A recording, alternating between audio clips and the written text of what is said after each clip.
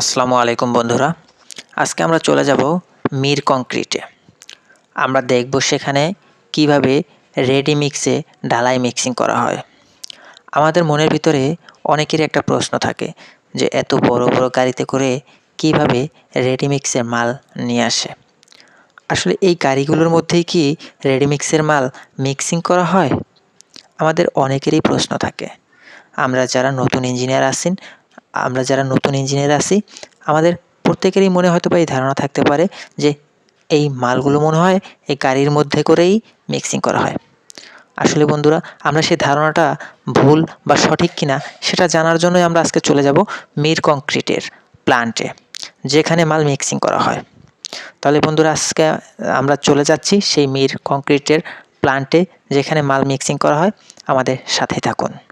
আস্তে আস্তে আমরা চলে যাচ্ছি মির কংক্রিটের দিকে। মির কংক্রিটটা হলো গাজীপুর চৌরাস্তা থেকে, চন্দনা চৌরাস্তা থেকে ময়মনসিংহ রোডের দিকে সামনে এগোলেই শালনা মাস্টারবাড়ি পোড়াবাড়ি, তারপরে যে পোড়াবাড়িটা আছে সেই জায়গাটায়। এই পোড়াবাড়ির হাতের ডান পাশে আছে র্যাপ ক্যাম্প, আর র্যাপ ক্যাম্পের একটু আগে দিয়েই হাতের বাম পাশে এই জায়গাটার নাম কাউলতিয়া। আমরা চলে যাব আজকে মিরের প্ল্যান্টে। তারা আমাদেরকে ইনভাইট করেছেন সেখানে কীভাবে মিক্সিং করা হয় মাল সেগুলো জানার জন্য বা দেখার জন্য। আমরা পর্যাপ্ত পরিমাণে মাল এনেছি এই মির কংক্রিট থেকে, তাই তারা আমাদেরকে ইনভাইট করেছে যেন আমরা তাদের মাল মিক্সিংটা দেখি। আসলে আমরা তাদেরকে এনশিওর করতে যাব যে তারা যে রেশিওতে মালগুলো দেয় সেই রেশিওতে আমাদের স্ট্রেংথ ঠিক থাকে কিনা। আমরা দেখব যে তারা যে মালগুলো দেয় আমাদেরকে তার 10 দিন পরে কতটুকু স্ট্রেংথ আসে, 1 মাস পরে কতটুকু স্ট্রেংথ, মানে 28 দিন পরে কতটুকু স্ট্রেংথ আসে। তার শক্তি পরীক্ষার জন্যই কিন্তু আমাদের মিল প্ল্যান্টে যাওয়া। আমরা মির প্ল্যান্টের মুখেই চলে আসছি, কিছুক্ষণের মধ্যে আমরা পৌঁছে যাব। দেখেন গাড়ির অনেক ভিড়। আস্তে আস্তে আমরা চলে যাচ্ছি মির প্ল্যান্টের দিকে।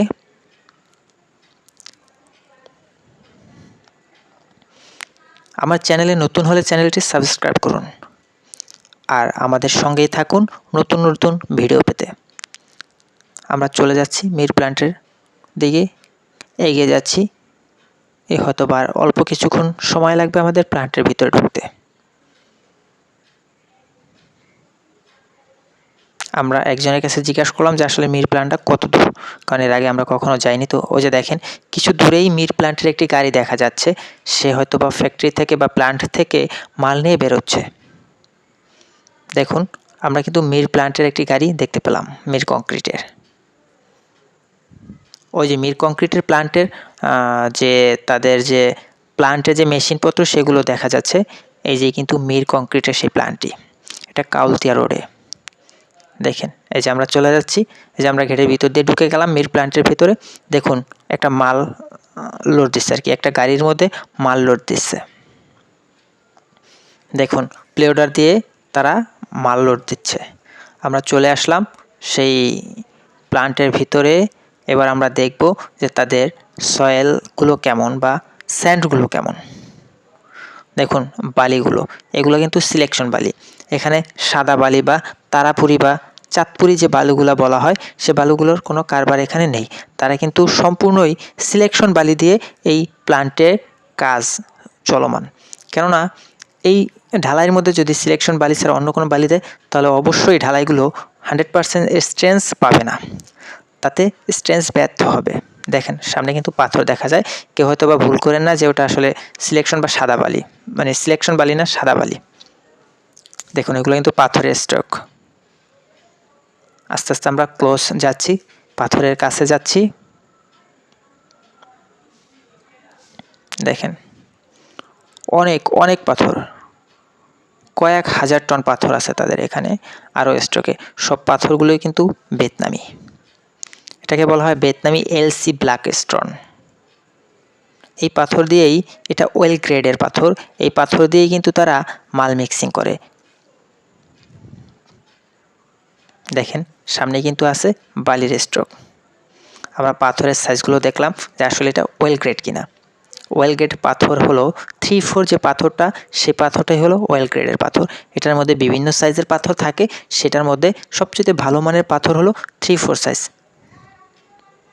দেখুন প্লান্টের পেছন সাইডটা যেখান দিয়ে মালটা দেওয়া হয়, দেখুন আমরা আবার সেই পাথরগুলো দেখছি যে আসলে পাথরগুলো ঠিক আছে কিনা। সব দিকে আমরা সব দিকেই ঘুরে ঘুরে দেখব।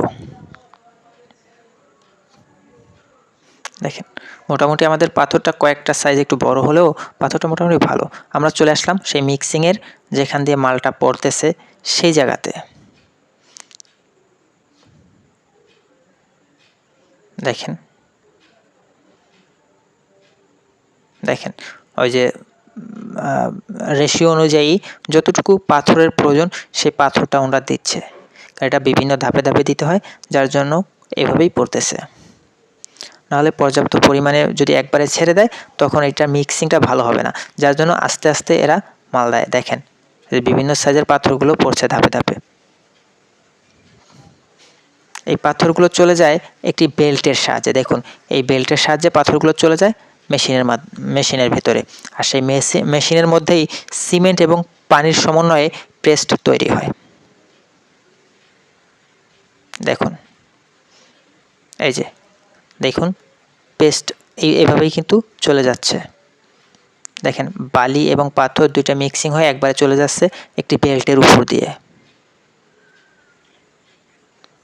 দেখেন কিভাবে পাথরগুলো চলে যাচ্ছে একটি বেল্টের উপর দিয়ে। কিছু পাথর নিচে এদিক সেদিক পড়ে যায়, যদিও এটা পড়ে যায় তাতে সমস্যা নেই, কারণ ওরা ওয়েট করে কিন্তু এই মালটা মিক্সিং করে। ওই যে দেখেন যেখানে মালটা মিক্সিং হয় সে জায়গাটা। দেখেন ওই জায়গাতেই মালটা মিক্সিং হয়, ওই জায়গাতে মিক্সিং হয়েই মালটা গাড়ির ভিতরে ঢালা হয়। হয়তো আমাদের এতদিন অনেকেরই ধারণা ছিল হয়তো গাড়ির মধ্যেই মালটা মিক্সিং করা হয়, যেহেতু গাড়িটা মুভ করতেছে বা নড়তেছে।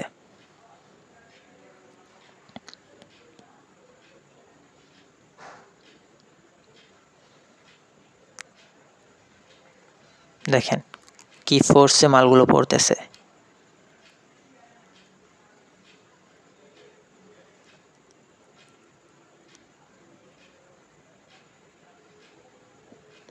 এটা আমাদের কিন্তু 1:3 এটা আমাদের কিন্তু 1:2:3 অনুপাতে মাল মিক্সিং করা। ঠিক আছে, এটার বেস কার্ড আছে, অবশ্যই এটার বেস কার্ড থাকবে। কখন কতটুকু পানি দেবে, কখন কতটুকু পাথর দিল, কখন কতটুকু কি পরিমাণে সিমেন্ট দিল, সব কিছুই কিন্তু এটার বেস কার্ডের মধ্যে লেখা থাকে। তো আমরা কিন্তু এটার বেস কার্ড অনুযায়ী দেখতে পাই যে এটা স্লাম কতটুকু আছে, এটার মধ্যে সিমেন্ট কতটুকু আছে, এটার মধ্যে কতটুকু পাথর আছে, কতটুকু বালু আছে। তো আমরা এইটা চেক দিলেই কিন্তু আমরা বুঝতে পারি যে আসলে এখানে কত কিউবিক মিটার মাল আছে। আমরা জানতে পারি যে কত কিউবিক মিটার মালে কতটুকু সিমেন্ট মিক্সিং করা হয়েছে, কতটুকু পানি মিক্সিং করা হয়েছে এবং কতটুকু পাথর মিক্সিং করা হয়েছে। সে অনুপাতেই আমরা কিন্তু জানতে পারি যে এটার স্লামটা কতটুকু দরকার। আর এটার স্লামটা যখনই বেশি হবে তখন পেস্ট অনেক পাতলা হয়ে যাবে, ঢালাই কমপ্লিট করতে পারবেন না। ঢালাইটা অনেকটাই মানে লেটকে যাবে, বা যেটা বলা হয় পানির মতো ছেড়ে ছেড়ে দেবে। সো সেজন্য পর্যাপ্ত পরিমাণে স্লাম না রেখে আপনার প্রয়োজন ততটুকু স্লাম রাখাই উচিত। আর সবচেয়ে ভালো হয় যে আপনি মালটা একটু ঘনত্ব রাখলে মালটা ভালো স্ট্রেংথ পাওয়া যায়। আজকের মতো এই পর্যন্তই বন্ধুরা, দেখা হবে পরবর্তী ভিডিওতে। সঙ্গে থাকুন, সুস্থ থাকুন, ভালো থাকুন। আসসালামু আলাইকুম।